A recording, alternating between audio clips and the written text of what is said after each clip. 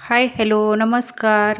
तर 2 किलो बाजरीच्या खुसखुशीत अशा खारोड्या बनवणार आहे. तर इथे 2 किलो बाजरी घेतलेली आहे. 2 ते 3 पाण्याने स्वच्छ अशी धुवून घेतलेली आहे. तर बाजरी ही सावलीतच सुकवण्यासाठी ठेवलेली आहे.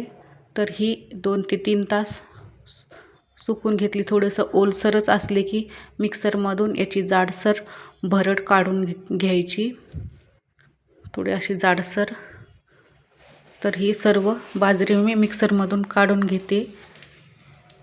याची जाडसर अशी भरड काढलेली आहे. तर ही पाणी टाकून रात्रभर भिजवत ठेवणार आहे, जेणेकरून ही भरड अशी सकाळी चांगल्या पद्धतीने शिजल आणि जास्त वेळ पण नाही लागणार शिजण्यासाठी.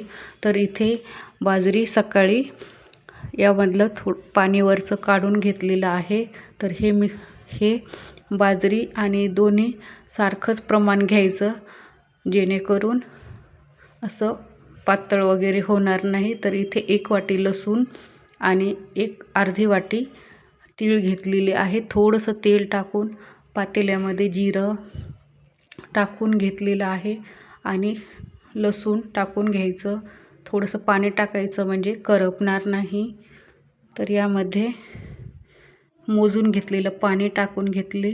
त्यामध्ये तीळ, लाल तिखट टाकून घ्यायचं, चवीनुसार मीठ टाकून घेतलं, आवश्यकतेनुसार हे सर्व साहित्य आपण टाकून घ्यायचं. पाण्याला असा चांगला उकळा आला की लगेच बाजरीची जाडसर अशी भरड टाकून घेतलेली आहे.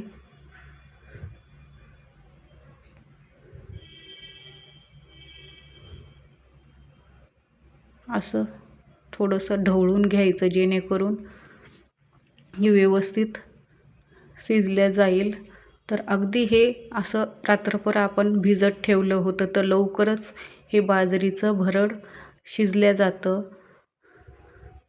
तर मग गच्चीवर हे असं भरड शिजलेलं आहे. तर गच्चीवर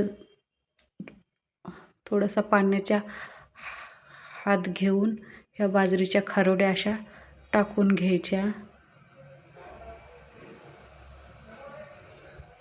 अगदी खुशखुशीत तयार होतात ह्या बाजरीच्या खारोड्या. तर अशा पद्धतीने बाजरीच्या 2 किलो खारोड्या तयार आहेत.